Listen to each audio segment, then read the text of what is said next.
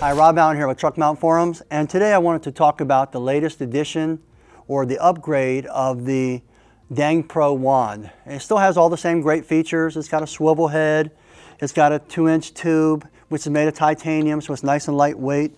It's got the aluminum head with the sight glass on it. That's really important. I love the slotted glide, really made to fit nice and snug. It's got the head on it that's been hollowed out, so you've got a lot more vacuum moving through the chamber. And plus the head sits very close to the floor, the vacuum tube, so that enables you to actually get more vacuum lift and CFM. So I really like that. However, there has been one little point of concern since this has been out for a year or two, and that is that when you have aluminum meeting aluminum here at the end of the tubing, over time metal to metal starts to wear and the swivel gets a little bit loose. He was honoring him, getting them fixed. However, he came up with a great idea.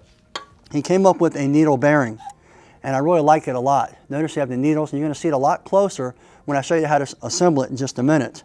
So he sent it to me so I could upgrade from our old swivel wand here to our TMF Academy. Remember, we give classes here. Love to have you for on-hands training for all different types of equipment and all the different types of methods. Also, it has the ability still to be able to lock the head in, so you could use it as a swivel or a non-swivel. Well, that kind of covers all the features. Let's get a little closer look at it as I show you how to assemble it, and then I'm going to go through and actually show you how it's used, and then we'll close with some closing comments about it. Okay, let's get started with the assembly. Notice it comes in two parts, the head and the wand, and then the bag of assembly parts. Now when you get to assembling the wand, the most important point of all is the needle bearing assembly. So let's show you how that's done. It basically just goes right over the shaft of the head. Notice how it fits and moves very simply? Really moves truly. So these two holes there, that's how you lock in the head.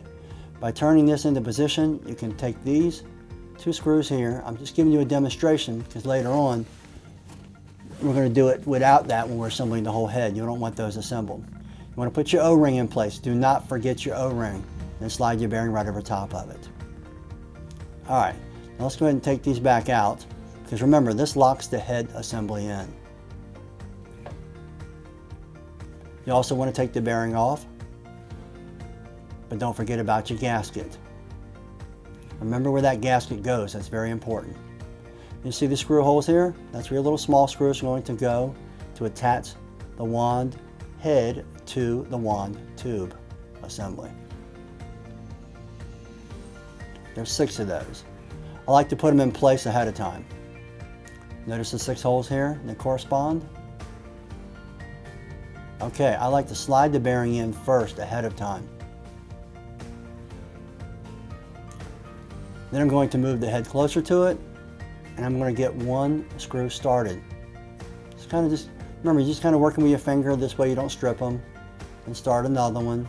Just kind of gently get them into position, start working them in place. Now you can go ahead and tighten them up. Now notice how at the top here, if you swivel the wand head, it enables you to go ahead and turn and tighten every screw. Notice how I turn that? Now I'm at the next one. Just makes it a whole lot simpler, so definitely keep that in mind. Really makes the assembly go a whole lot smoother. Okay, now it's time to hook up the manifold hoses. I love how the manifold is actually built into the wand head. Really a smart idea, Tony, to do that. And you've got your access holes on the ends of the head of the wand also. Okay, I like to get them finger tight again. Never force anything, don't strip the threads. Now go ahead and snug them. And again, don't over tighten, just snug. It comes already with its Teflon tape, so you don't really have to overdo it. Get it on there nice and snug. I like to put the strap on there to hold the hoses in place. There's a couple of them, make sure they're nice and solid, and it holds the hose assembly in place. Notice how easily it swivels? Love this new swivel bearing, it's just awesome. Now, of course, if you don't want it to swivel, remember the 2 holes that I showed you at the beginning. You just go ahead and put the longer screws in there. Again, don't do any forcing. Just kind of gently put them in there and just snug them. Don't overdo it because it's something you're going to take in and out anytime you want to swivel it or non-swivel it. You're going to find yourself, for the most part, swiveling all the time. Maybe come across a rat nasty or something, you really need that little extra. You want the head to hold harder, and this will do it for you. Notice how attractive the wand is. It's a beautiful wand. You really can't go wrong, and Tony stands behind it 100%. Okay, well, I just got finished cleaning with the new updated TMF Tony Dang Pro wand. I'm going to tell you what, I really love it.